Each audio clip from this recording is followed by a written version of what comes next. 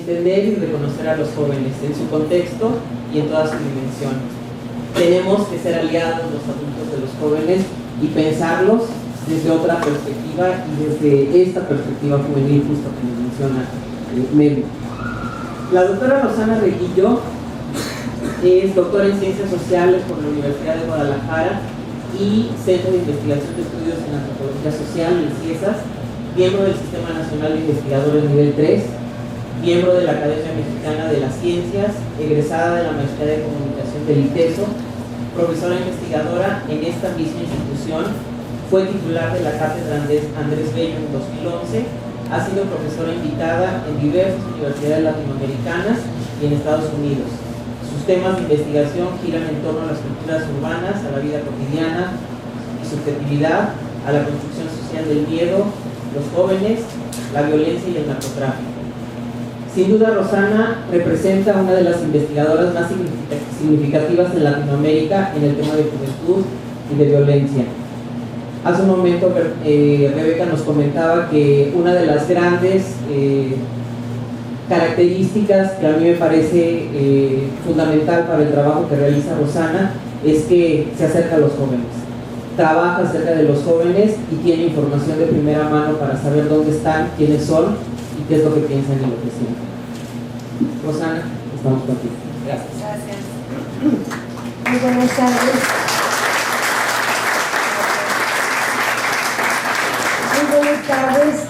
Me resulta muy difícil hablar cuando estoy tan emocionada como estoy ahora. Les agradezco profundamente a Alma, a Yusiak, la posibilidad, la oportunidad de compartir con ustedes este pequeño producto fruto de un larguísimo camino y larguísimo viaje. Por supuesto, le agradezco muchísimo a los doctores Rebeca y Guillermo sus generosos comentarios.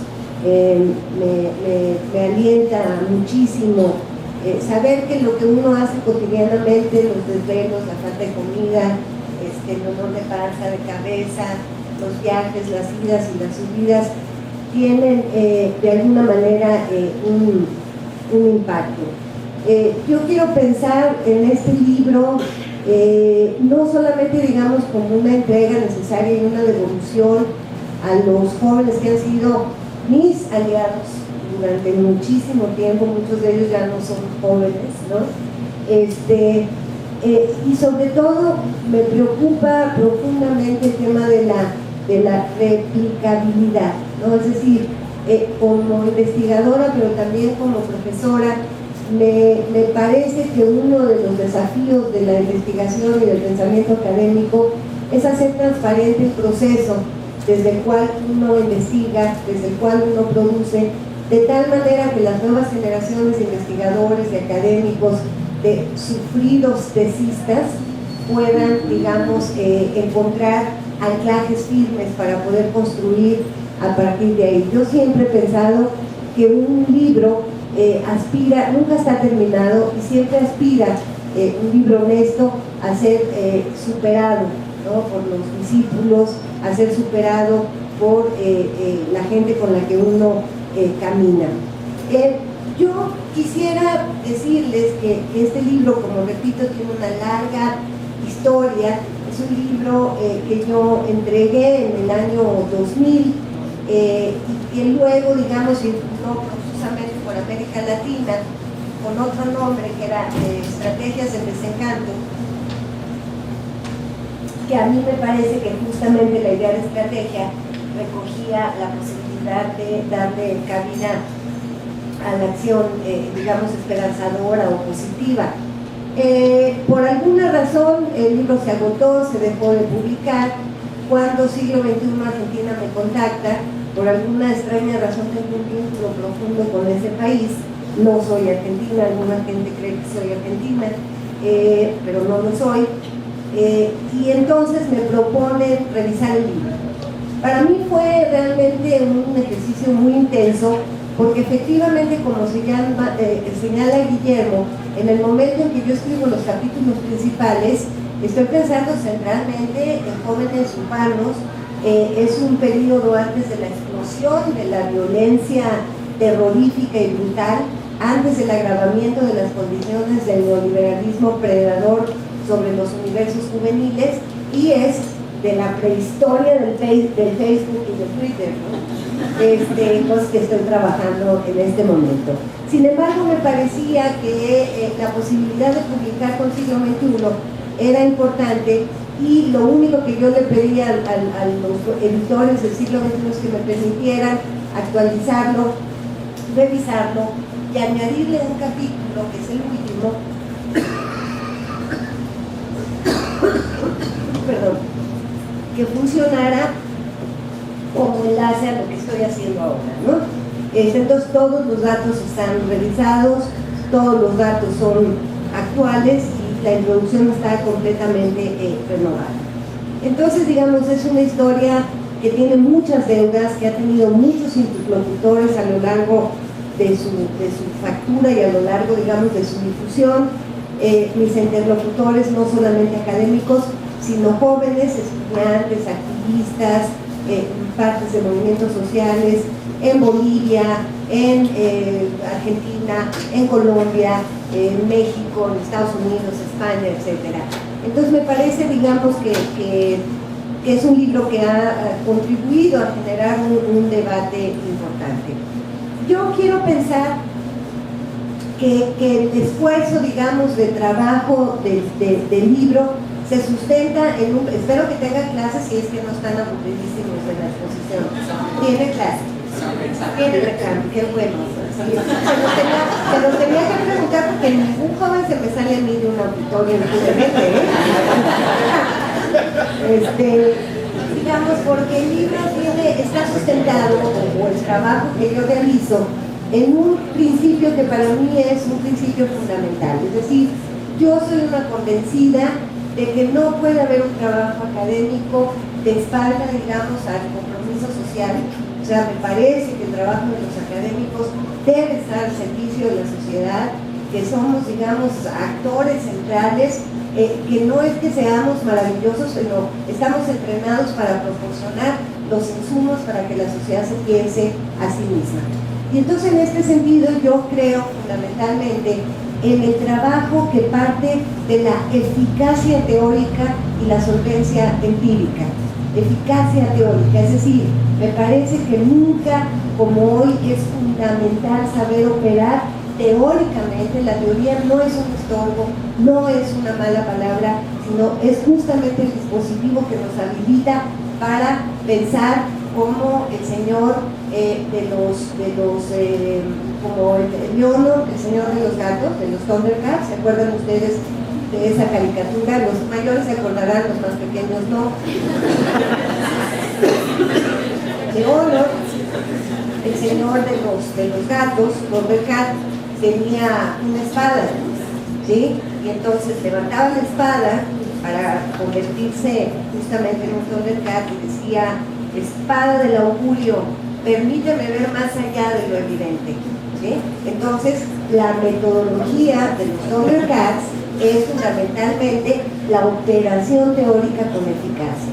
Y por el otro lado, la solvencia empírica, es decir, el estar ahí, es central, ¿no? Es decir, esas investigaciones que se hacen a partir de las notas del periódico o de espaldas, digamos, a la realidad, terminan por reproducir un conjunto de etiquetas, ¿no? Entonces, en el momento, digamos, en que yo vuelvo a revisar este libro, veo que hay algunas obsesiones que me siguen persiguiendo, que son mis fantasmas nocturnos, y que tienen que ver con, primero, ciudadanía.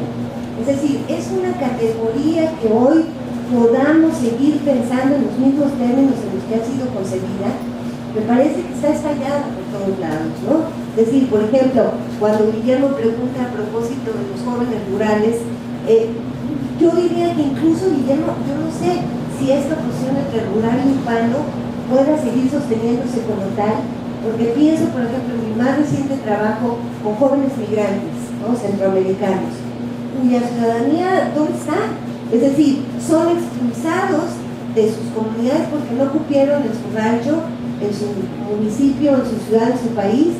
Durante el tránsito son sujetos liminares, es decir, no pertenecen a ningún lado, y al llegar, o al quedarse como migrantes transfronterizos, o como migrantes que van hacia otro lugar, no adquieren nunca el estatuto ciudadano, ¿no? Entonces ahí hay una deuda pendiente, pero que me parece que el vocabulario, los conceptos, las categorías que tenemos no dan, es decir, las cosas se han movido demasiado rápido y me parece que tenemos que ser capaces de asumir esta crisis de nomenclatura, ¿no?, teórica con la que estamos pensando estas cuestiones, ¿no?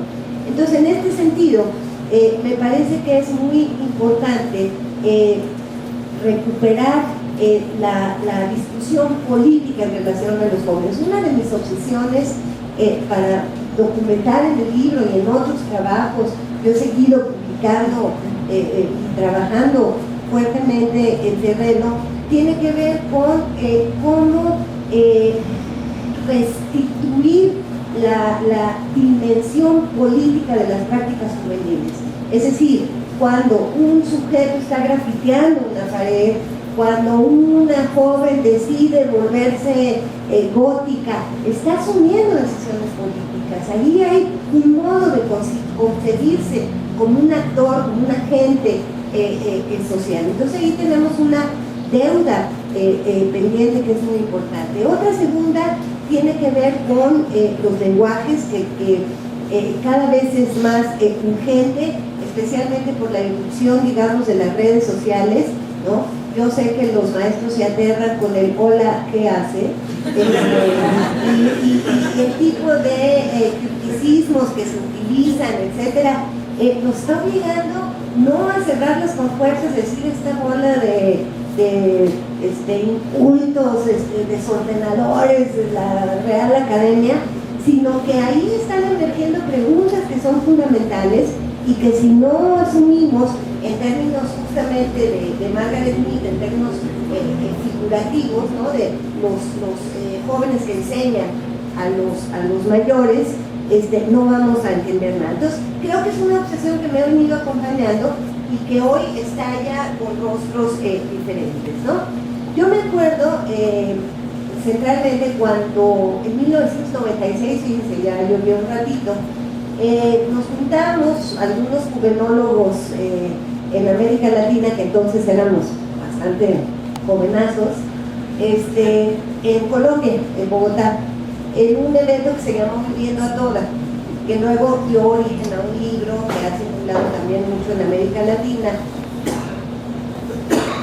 donde hay textos de otro gran estudioso de la juventud, que es José Manuel Valenzuela, del Colegio de la Frontera Norte, de Alonso Salazar, que después terminó siendo alcalde de Medellín, ¿no?, en el proyecto que recuperó la ciudad de Medellín después del tiempo de la violencia.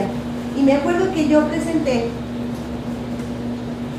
un trabajo en ese congreso, coloquio, que estaba lleno de académicos, organizaciones no gubernamentales y un montón de jóvenes, ¿no? Entonces yo terminé mi presentación y fui a fumar, como siempre hago, y que no lo quería hacer, pero sigo haciendo, y entonces me tocó estar de espaldas a un grupo de jóvenes colombianos que estaban comentando mi conferencia, y entonces uno de ellos le decía al otro: no, esta vieja sí nos tiene pillados.